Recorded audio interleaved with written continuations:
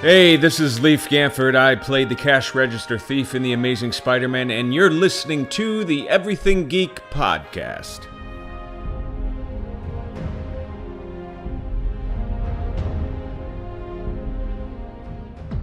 Hey, this is Rich McDonald, and I play Commander David Mason on Call of Duty Black Ops 2. And you're listening to Everything Geek podcast.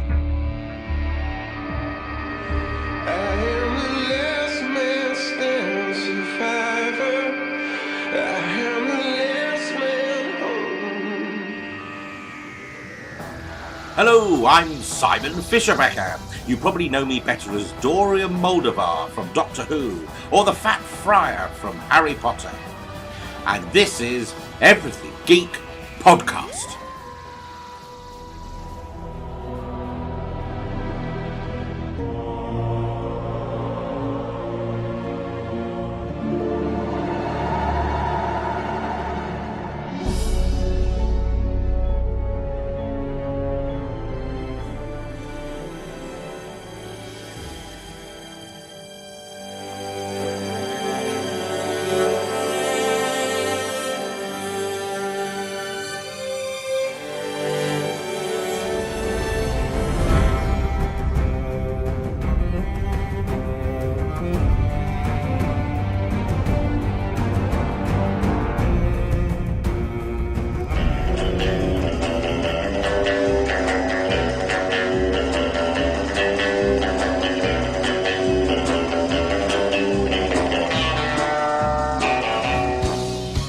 Face it, Tiger.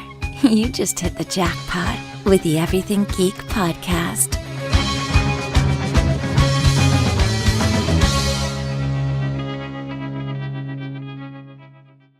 Hello, Greg. How are you? We're good, thanks. It's very good to have you on the podcast with us. For listeners who maybe or maybe not forgotten Greg's credits, I'll run you through some of the most well-known ones. Of course, he's the creator of the show Gargoyles, producer on Young Justice, supervising producer on The Spectacular Spider-Man, and currently is one of 3 executive producers on Star Wars Rebels. So, I mean, I know a lot of people who would love to be in your shoes for all of those. Got some great shows there for sure. Yes. Yeah, definitely. So, gonna get right into the questions, Greg, if that's okay.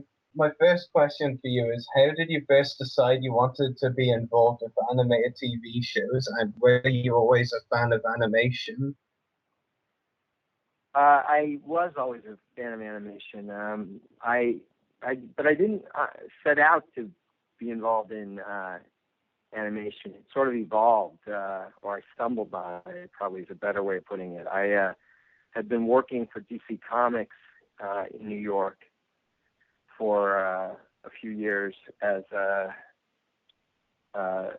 editorial assistant, and then an assistant editor, and then an associate editor. And I left DC to go to graduate school in Los Angeles at USC. And Los Angeles was home also. I'm from LA. And so I came home and I went to USC. And then while I was at USC, I didn't really know what I wanted to do next. And so I started talking to a number of people in the entertainment industry just to find out what they did. And I had a conversation with a man named Gary Kreisel, who was running at the time all of Walt Disney Television. And we hit it off. And what I didn't know was that he was about to start up a new division, Walt Disney Television Animation. And my resume really appealed to him because I had, the comic book background, but I also had, a strong liberal arts education. I'd studied Shakespeare at Oxford and at Stanford, and so the combination of sort of that classical background and my sort of geek cred from the comics made me, I guess, somewhat appealing to him. So I just kept in touch with Gary, and when I graduated from USC, or at least when I finished my coursework, I sort of went and talked to him and to a guy who worked with him, Bruce Cranston, and they hired me at Disney TV Animation the job was called staff assistant at the time. It was basically a very, very junior executive. And I sort of quickly worked my way up to director of series development there. And from there, I created and developed a number of different shows, one of which was Gargoyles. And Gargoyles I sort of fell in love with, and I sort of switched jobs. I moved over from being an executive to being a writer-producer on Gargoyles. Nice, that's really cool, very interesting. So my second question is, what was your favorite part of working on the Spectacular Spider-Man animated series? My favorite part is probably the same on almost every series, which is it's tough to, the sort of most fun parts of producing a series is probably the voice recording. That's the when everything is about potential, not reality. The work of writing a script, of developing the show and writing a script and trying to sell it and all that sort of stuff, it's a lot of work. And it's not that I don't enjoy it, but it's a lot of work. It's hard. And then you've got the script and you come in with these incredibly talented actors and they just bring it to life for you. And you haven't seen the animation yet or even the storyboards. You don't know the reality of what it's going to look like. You don't have to deal with, good shots and bad shots. You're just dealing with, whoa, these guys are great in the booth there. And so that's always sort of the most fun step for me is the voice recording. And probably the second most fun step, not just on Spider-Man again, but on any show, is the sound mix. Because by that time you've edited the show, it looks great. And now you're putting the music and the effects and the dialogue all together and mixing that and balancing it out so everything is working. And that, again, is that second moment when you sort of have this finite 3-hour period when you're sitting down working through this one of the very last steps of the show, not the last, but one of the last steps of the show to just make it all come together. And it's amazing what music and effects will do to improve almost anything or really everything.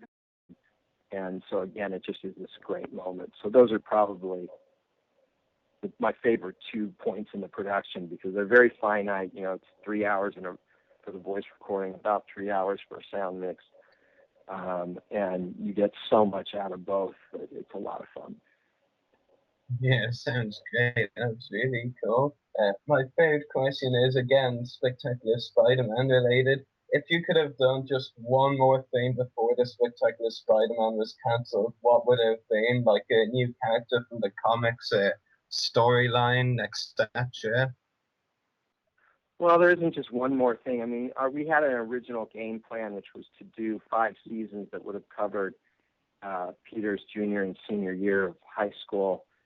We got about 2/3 of the way through his junior year. We were hoping then to also do, individual direct-to-DVD movies that would be like Summer Vacation or Spring Break or something like that. And then we're hoping that after 5 seasons, we'd sort of graduate to doing sort of big direct-to-DVD feature movies that would cover his college years. And so we sort of wanted to do all that stuff. I don't know if there's any one thing. I mean, one thing that I've talked about is that we had plans for a couple of additional villains in season 3, which included Scorpion and Carnage. We also hinted strongly that we were going to do Hydro Man. But mostly we just wanted to keep telling our story. We had a lot of subplots going, and Hobgoblin was another character that we were definitely planning to do in season 3. We just had a great ensemble, not just cast, but a great ensemble of characters that were a lot of fun to play with. And it was too bad that for various business reasons that had nothing to do with the success of the show, but had to do with who owned what on the rights to Spider-Man, we weren't able to continue. But that's life. If I hadn't lost out on the Spider-Man job, I would have gotten to do Young Justice. So it's hard to sort of have too many regrets because everything just sort of goes the way it's going to go, I guess. Yeah, definitely. My fourth question is, if you had to choose, which animated series that you've worked on did you most enjoy working on, and what was the particular quality you liked about that series? I don't know about most enjoyed working on. I mean, I think all of them have been, all the ones that I've produced, like Witch and Gargoyles and Spider-Man and Young Justice and now Rebels, they've all been great fun to work with, and I've worked with a lot of great people. There's been some overlap to some of the people.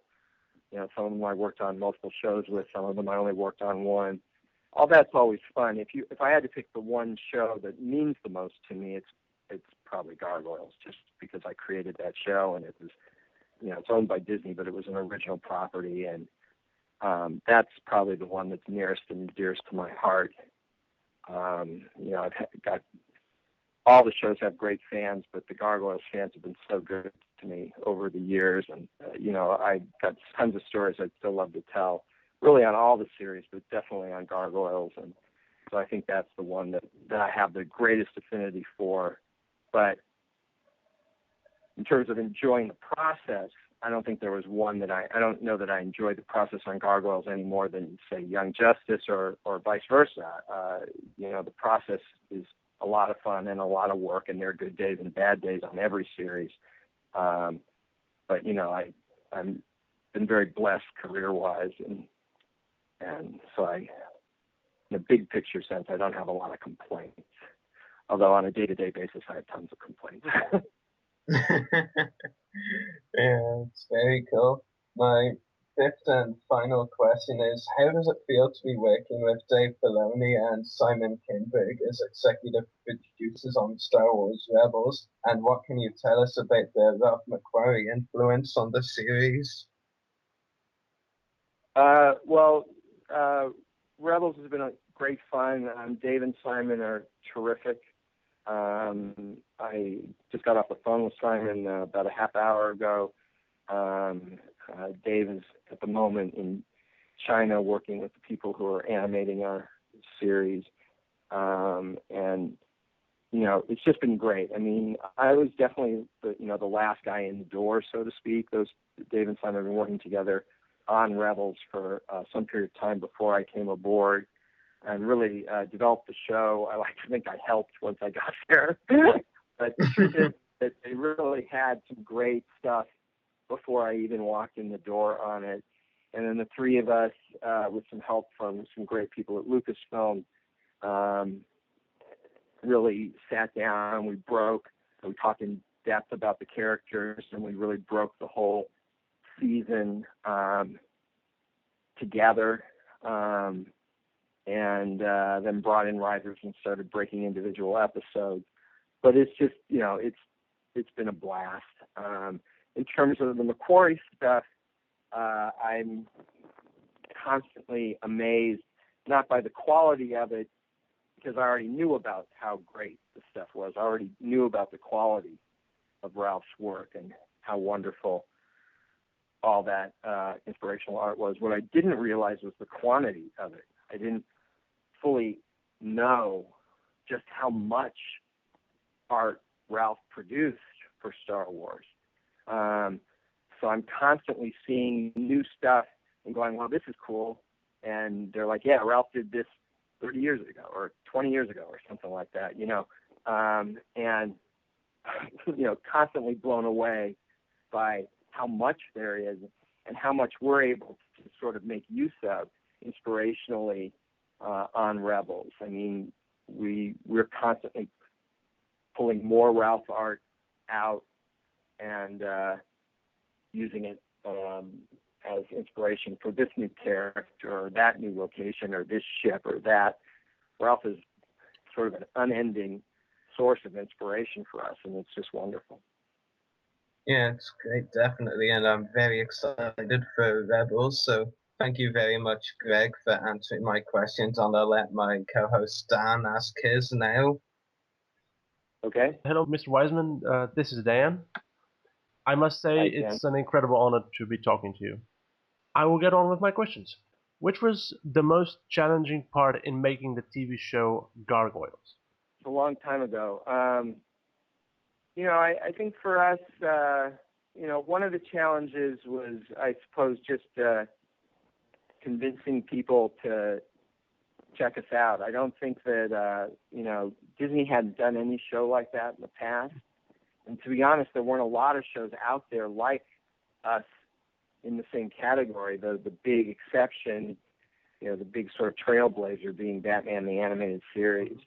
And so sort of getting people to realize that, yes, Disney was going to put out an action drama, which still had comedy in it and romance and all sorts of great other aspects to it, but was fundamentally an action show that you could take serious and enjoy the stories on that level, I think was something of a challenge. Just getting people to find out that we existed and to check us out, to give us a chance was hard. I've often found that, once people watch the show, they're actually pretty impressed with it and tend to enjoy it, but sometimes it's tough to get them to sit down and watch it in the first place. So that was probably the most challenging aspect of it. Selling it was very challenging internally.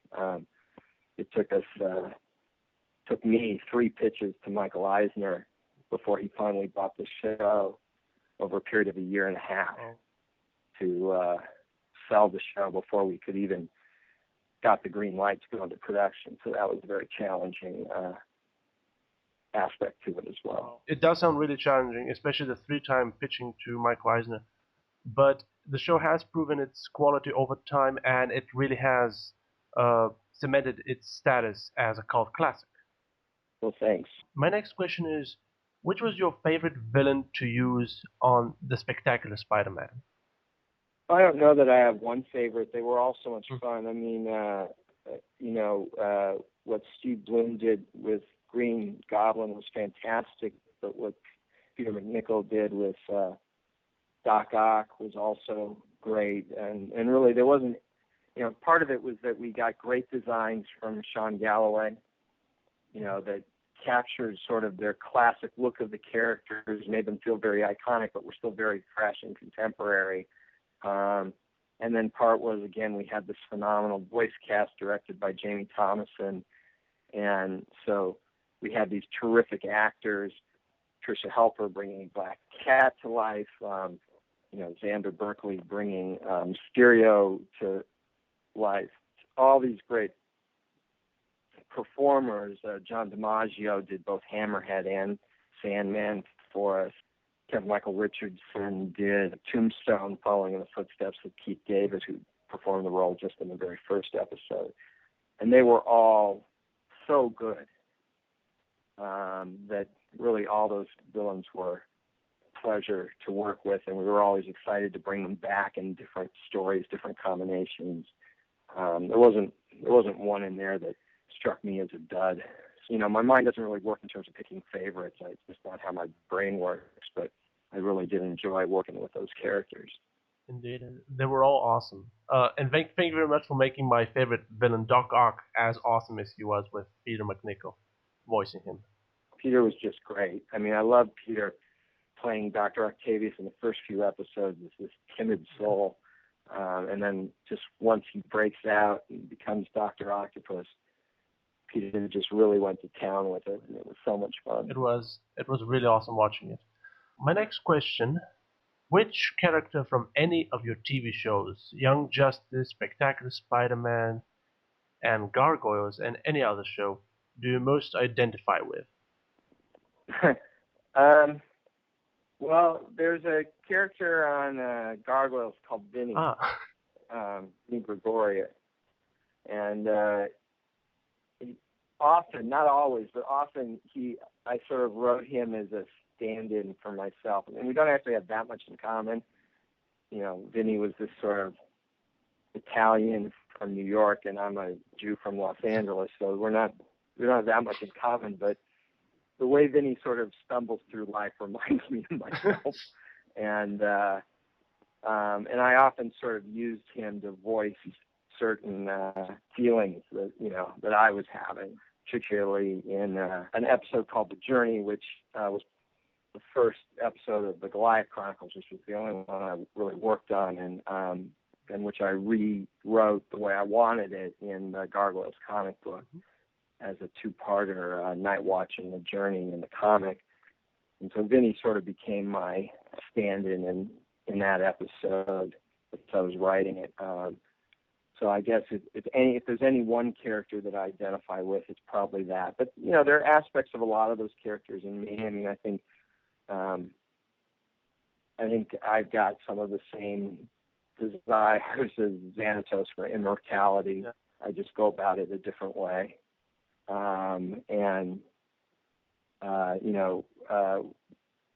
At the same time that David Xanatos was having a kid, Jonathan Frakes, who played Xanatos, was having a kid. Laura San Giacomo, who played Fox, Xanatos' wife, was also having a kid. And I was also having a kid. And all our kids were born around the same time. So a lot of this sort of parenthood surprise of, you're going to love your kid, but you don't realize just how much and how that's going to change you when your child is actually born. As much as you know you're going to love that kid, you're still caught off guard by how strong those feelings are. And we tried to show that in Xanatos and Fox. And I think we got, again, great performances from Jonathan and Laura playing those roles. And it was all something that me as a writer and two of them as performers could really identify with, because we were all having kids around the same time back then. So I think there's an aspect of me and Xanatos and Fox and then a lot of characters I've worked on. I mean, certainly Peter Parker, I very much always have identified strongly with Peter. Probably a bunch of other characters as well. If you look at the Young Justice characters, there are aspects of everyone from Superboy to Aqualad to Kid Flash that I think borrowed an occasional quality from myself. Not always necessarily my most flattering qualities, but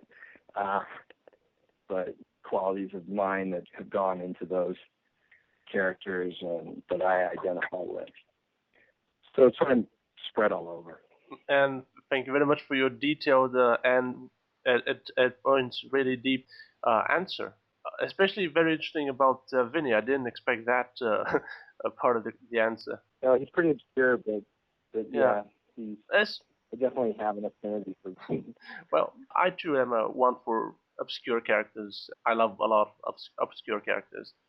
Speaking of obscure characters, and my final question is, seeing as you're working on a Star Wars animated series, we all know which one, what is your opinion of the Separatists as Star Wars villains? I'm not going to pretend that I'm fully up to speed on all the expanded universe stuff in Star Wars. I'm not. Obviously I've seen all the movies multiple times, but when you say the Separatists, you're talking about during the Clone Wars? Yeah, the movies and the Clone Wars. Yeah. Well, that's not the era we're dealing with in the show. I think I have probably the same opinion that most people have, which is that there are probably some Separatists who had legitimate gripes, and Padme speaks to this, in the film. Yeah. Who had legitimate gripes that the Republic wasn't dealing with. I mean, we see that on Naboo, and we see that in a lot of places. But obviously, they were being manipulated by Palpatine. But then again, the Republic itself was being manipulated by Palpatine. He was playing a long game, and he did it very, very successfully. Obviously, there were some people in there who had a lot of mixed motivation, or rather I should say that across all the Separatists, there was a lot of mixed motivation. Some of them were clearly in it out of greed, some of it for power, some of them were Jedi haters. There were all sorts of different reasons why people would or might join up with the Separatists. And some of them had some legitimate gripes as well. So it's kind of hard to speak monolithically about the Separatists because, like most organizations, they're not as monolithic as they're presented to be. Indeed. Thank you for answering all my questions. I will be handing over back to Rory. You're welcome. Thanks. So thank you very much, Greg, for joining us and answering all of our questions. It's been a pleasure speaking to you on the podcast. Happy to do it. And hopefully we'll be able to talk to you some other time then. Sure. That'd be great. Yeah, see you. Have a nice evening. Bye. All right. Bye. Bye. So that was a fun interview, definitely. It was. Great interview of Greg Weisman. So now I'm sure we can wrap up. So make sure to check out our YouTube channels. The podcast is www.youtube.com/users/everythinggeekcast. Mine is www.youtube.com/users/separatist-destroyers. Dan's is www.youtube.com/users/Dan-Grievous-returns. Check out Greg on Station 8, where he has his own Ask Greg section. www.s8.org/gargoyles/Ask Greg. And check out Channel 1138, where we broadcast live from www.channel1138.com. So geeks out, everyone.